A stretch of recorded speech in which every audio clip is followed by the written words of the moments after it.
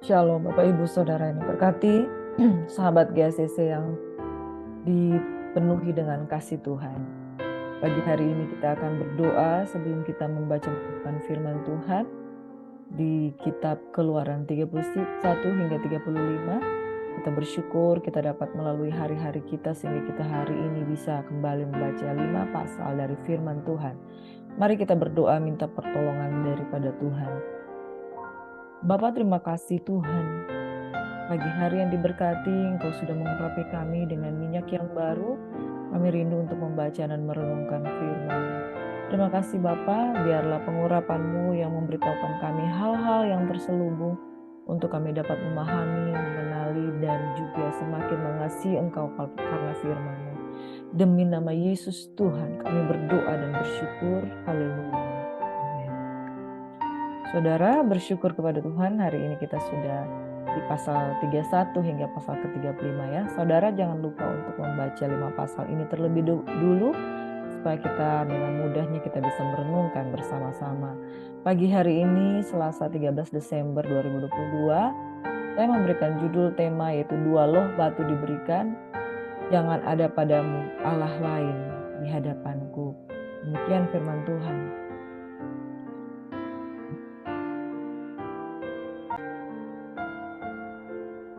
Secara garis besar Keluaran 31 hingga Keluaran 35 itu merupakan gambaran besar dari ibadah orang Ibrani yang dilukiskan di Gunung Sinai. Tuhan menampakkan dirinya kepada Musa di Gunung Sinai. Dia berhadap-hadapan muka dengan Musa seperti seorang sahabat. Saudara, jikalau Tuhan berkenan, jangan kita katakan, aku ingin mencari Tuhan.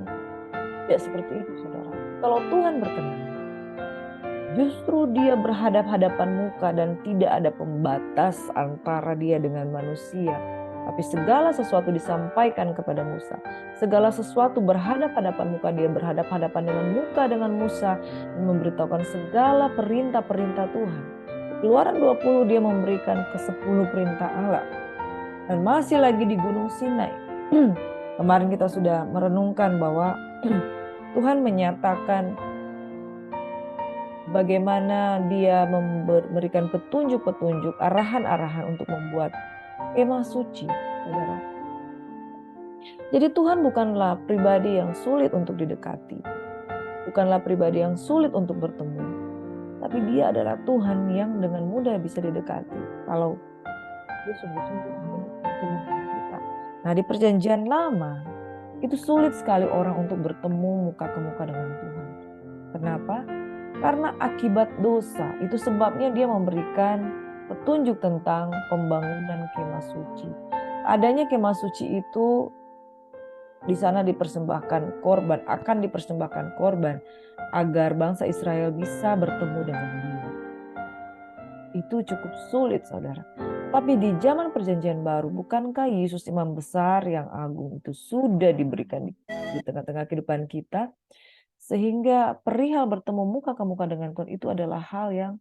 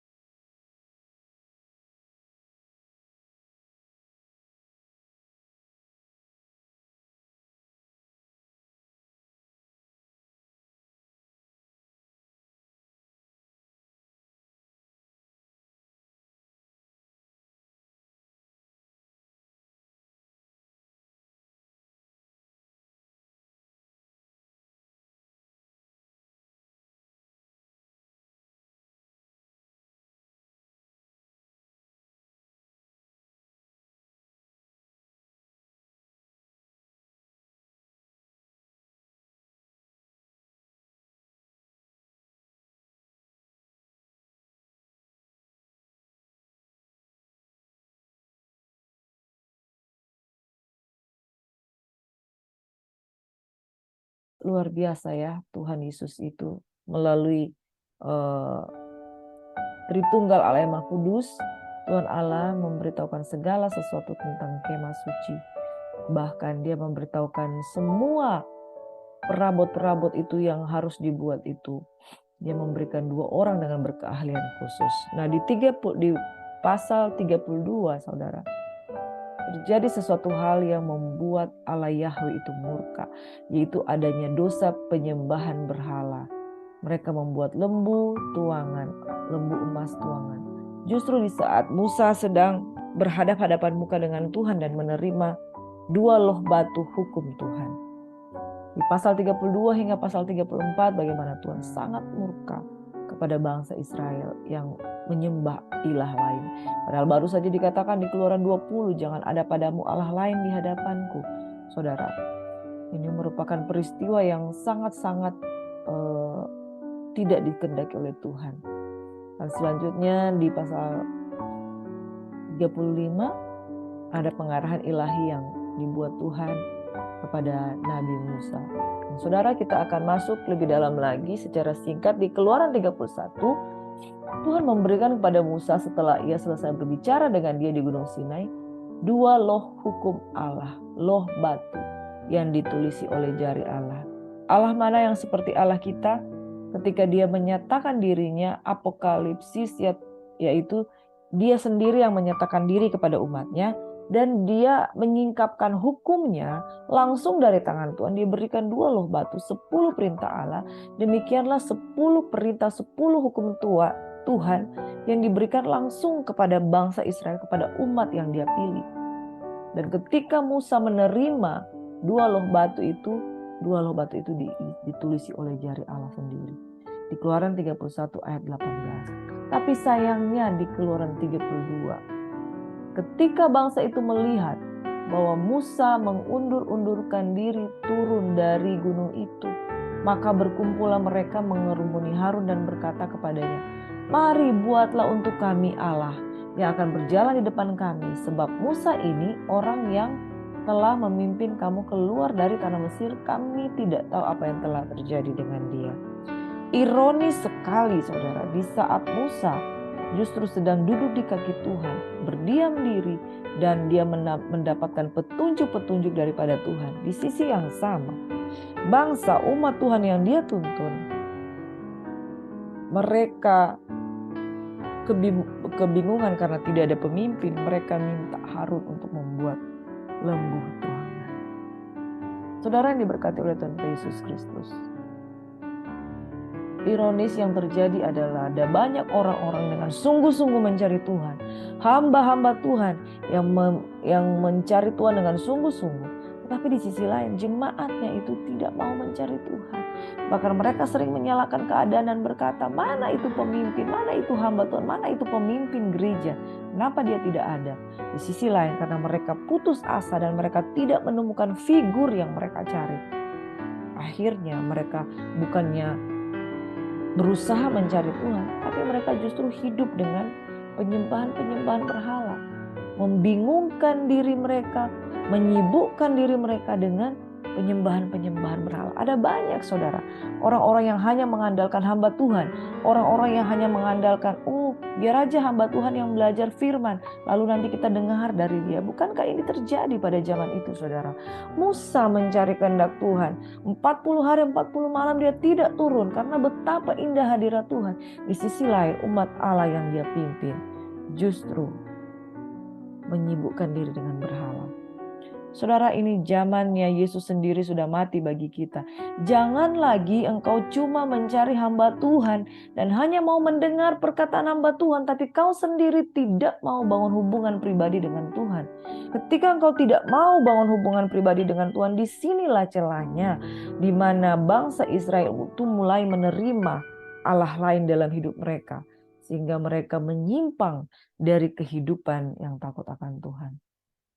Singkat cerita, oleh karena mereka membuat lembu tuangan, Tuhan sangat murka dan Tuhan memusnahkan sekitar 3.000 orang pada waktu itu.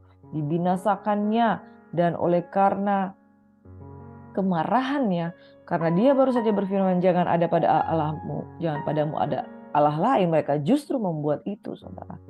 Dan Tuhan sangat murka, dan Tuhan katakan, engkau berjalanlah, engkau lanjutkan perjalanan, malaikatku yang akan menuntun engkau. Dan di sini di ayat 30 dikatakan, esok harinya berkatalah Musa kepada bangsa itu, kamu telah berbuat dosa besar, tapi sekarang aku akan menghadap Tuhan, aku akan naik kepadanya, mungkin aku akan dapatkan kembali pendamaian karena dosa ini. Lalu Musa menghadap Tuhan, ayat 31, bangsa ini telah berbuat dosa besar. Dia minta ampun, kiranya engkau mengampuni dosa mereka. Jika tidak, hapuskanlah kiranya namaku dari dalam kitab yang telah kau tulis. Bukankah Musa adalah seorang yang lembut? Dia berdoa syafaat, dia meminta pengampunan bagi bangsa Israel, dan dia katakan, dan seandainya memang bisa, lebih baik hapus saja namaku dari kitab kehidupan ini asal engkau mengampuni mereka. Itu sebabnya dikatakan Musa adalah orang yang memiliki hati yang paling lemah lembut. Tapi Tuhan berfirman di ayat 33, siapa yang berdosa kepadaku, nama orang itulah yang akan kuhapus dari dalam kitabku. Tetapi sekarang pergilah, tuntunlah bangsa ini ke tempat yang telah kusebutkan padamu. Akan berjalan malaikatku di depanmu. Tapi pada hari pembalasanku, aku akan membalas dosa mereka kepada mereka. Demikianlah Tuhan menulahi bangsa itu karena mereka telah menyuruh membuat anak lembu buatan Harun itu. Saudara, saya mempersingkat firman Tuhan, tidak saya bacakan semuanya, tapi saya harap kita semua dapat membaca Keluaran 31 hingga 35. Tuhan menulahi bangsa Israel karena lembu tersebut. Dan saudara, dia tidak mau lagi dia pribadi sendiri yang akan mengiringi, yang akan menyertai bangsa ini. Tetapi Musa bernegosiasi. Dan dikatakan dalam Keluaran 33 ayat 11, dan Tuhan berbicara kepada Musa dengan berhadapan muka seperti seorang berbicara pada temannya. Kemudian kembalilah ia ke perkemahan. Tetapi abdinya Yosua bin Nun, seorang yang masih muda, tidak meninggalkan kemah itu. Jadi saudara, di kisah ini ketika Musa memiliki keputusan untuk berhadapan muka dengan Tuhan untuk memperdamaikan kembali bangsa Israel, ada satu orang yang senantiasa mengikuti Musa, yaitu Yosua bin Nun. Dia tidak mau meninggalkan kemah itu. Ayat 12, memang engkau berfirman, suruhlah bangsa ini berangkat, tapi engkau tidak beritahukan siapa yang akan kau utus bersama dengan aku. Namun demikian engkau berfirman, aku mengenal namamu dan juga engkau mendapat kasih karunia di hadapanku. Mulai sekarang jika kiranya aku mendapat kasih karunia di hadapanmu, beritahukanlah kiranya jalanmu kepadaku, sehingga aku mengenal engkau, supaya aku tetap mendapat kasih karunia di hadapanmu. Ingatlah bahwa bangsa ini umatmu.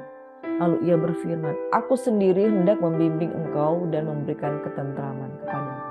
Berkatalah Musa kepadanya, jika engkau sendiri tidak membimbing kami, janganlah suruh berangkat dari sini. Sungguh berani ya Musa berkata seperti itu. Itu kenapa dia bisa bernegosiasi dengan Tuhan. Kenapa dia bisa berdoa syafaat dengan Tuhan. Karena dia dekat dengan Tuhan. Saudara, ada orang Kristen yang ketika disuruh saja doa makan, dia nggak mau. Kenapa? Aduh, jangan saya suruh berdoa.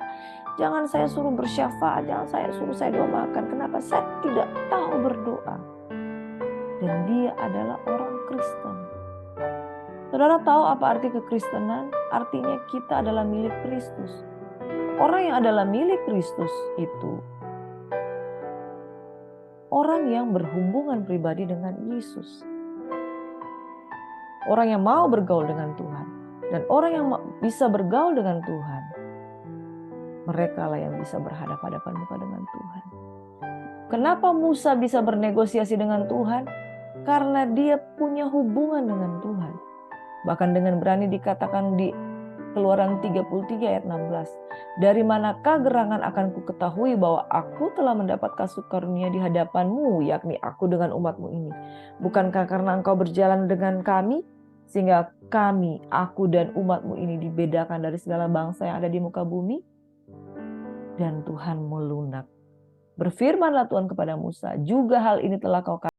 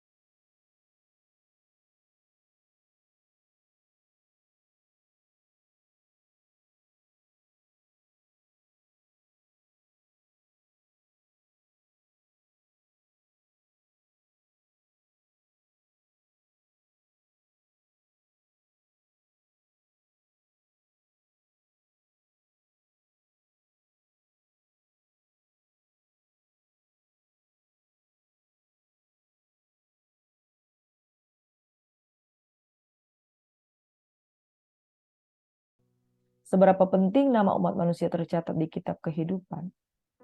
Yang membuat Allah Yahweh kembali mau menyertai Musa karena Musa berdoa bersyafaat, bernegosiasi dengan Tuhan.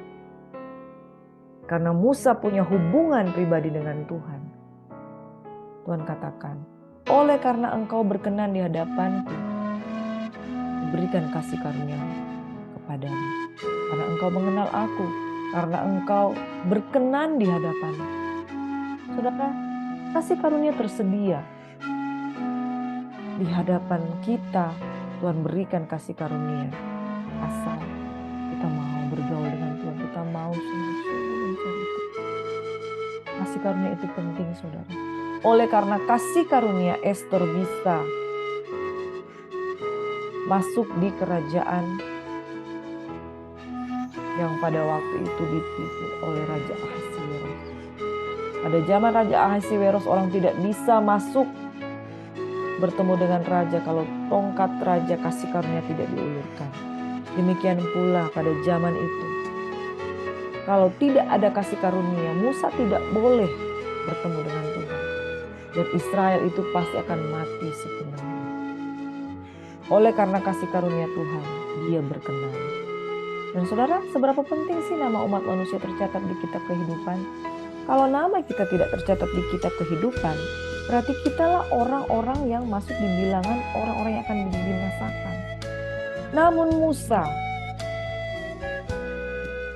Musa merelakan namanya dihapus dari kitab kehidupan supaya bangsa Israel diperdamaikan di hadapan Tuhan. Dan disinilah Tuhan melihat betapa besar kasih Musa kepada bangsa Israel. Itu sebabnya Tuhan tergerak oleh belas kasihan dan kasih karunia itu berlaku dalam diri Musa. Yang ketiga, saudara, coba renungkan lebih lagi. Adakah Allah lain di hadapan kita? Sekali lagi, orang yang hanya mau mendengar hamba Tuhan saja, dan dia tidak mau bangun hubungan pribadi dengan Tuhan. Bahkan dia tidak tahu bagaimana harus berdoa. Hati-hati, jangan sampai kita terjebak untuk menyembah Allah lain. Allah lain itu bisa berupa hobi, pekerjaan. Allah lain itu bisa berupa patung-patung penyembahan berhala. Allah lain itu bisa berbicara sihir, tenung, dukun, dan lain sebagainya. Bahkan narkoba itu bisa menjadi penyembahan berhala.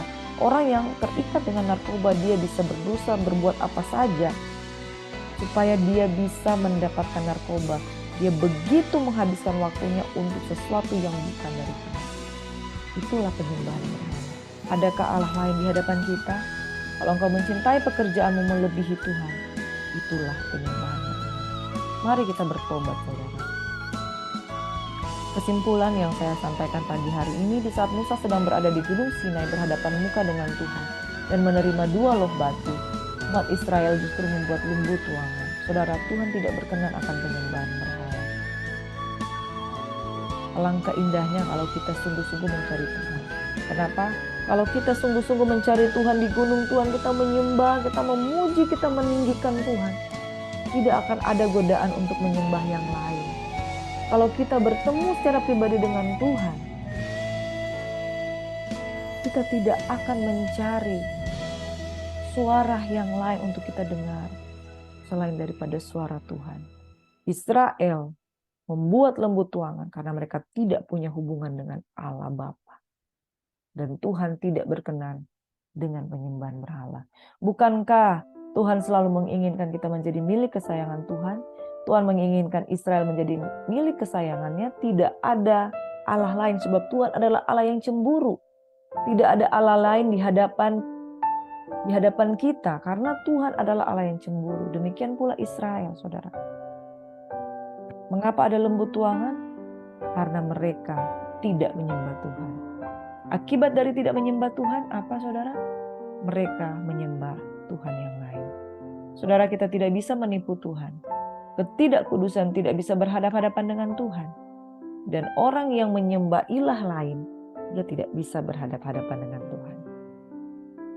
Jadi, saudara, miliki hubungan pribadi dengan Tuhan, supaya kita tidak buka hati untuk dosa, ilah-ilah lain, penyembahan berhala. Semuanya itu tidak berkenan di hadapan Tuhan. Keluaran 33 ayat 16 dikatakan, dari manakah gerangan akan diketahui bahwa aku telah mendapat kasih karunia di hadapanmu, yakni aku dengan umatmu ini? Bukankah karena engkau berjalan bersama dengan kami, sehingga kami dengan umatmu ini dibedakan dari segala bangsa yang di muka bumi ini? Bila engkau tidak besertaku, aku tidak mau berjalan, Tuhan. Tapi jika engkau beserta dengan aku, maka aku mau berjalan bersama. Dan Tuhan katakan, jangan ada orang yang menghadap hadiratku dengan tangan hampa, tapi bawalah persembahan. Dan ketika kita membawa persembahan di hadapan Tuhan, kita menyembah Dia, di sana tidak ada Allah lain. Saudara, jangan seperti bangsa Israel, menciptakan lembu emas tuangan, disebabkan karena mereka tidak punya hubungan pribadi dengan Tuhan. Hari ini, korban Yesus Kristus Tuhan sudah ada bagi kita. Sehingga tidak ada alasan untuk kita tidak dapat berdoa. Tidak ada alasan untuk kita tidak dapat menyembah Tuhan. Tidak ada alasan untuk kita memiliki Allah lain di hadapan kita. Sebab kita memiliki Yesus Kristus yang membuat kita dapat masuk ke ruang Maha Kudus. Tidak dengan tangan yang hampa, tapi dengan korban syukur di hadapan Tuhan. Kita dapat masuk di hadapan Dia. Let's worship Jesus. Thank you, Lord. Biarlah tidak ada Allah lain di hadapan kami. Mari kita satu dalam doa. Kami berdoa tidak ada Allah lain di hadapan kami selain daripada Yesus. Orang yang tidak punya hubungan pribadi dengan Tuhan akan jatuh di dalam berbagai-bagai dosa penyembahan berhala. Karena tidak dituntun oleh Tuhan. Pagi hari ini aku berdoa Bapa, biarlah kami bukan menjadi orang-orang yang mengenal Tuhan hanya dari apa kata orang dan tidak mengenal Engkau secara pribadi. Orang yang tidak mengenal Tuhan secara pribadi akan tergoda untuk menyembah pribadi yang lain. Bapa, kami berdoa pagi hari ini, biarlah umat-Mu setia dan mau bergaul karib dengan Tuhan. Sehingga kami Tuhan, nama kami tetap tercatat di kitab kehidupan. Nama kami tidak dihapus. Oleh karena kami mengasihi Tuhan, oleh karena kami menyembah Tuhan, oleh karena kami tidak menyembah yang lain. Tidak ada Allah lain di hadapan kita. Hanya Engkau Yesus, hanya Engkau Tuhan, hanya Engkau Bapa.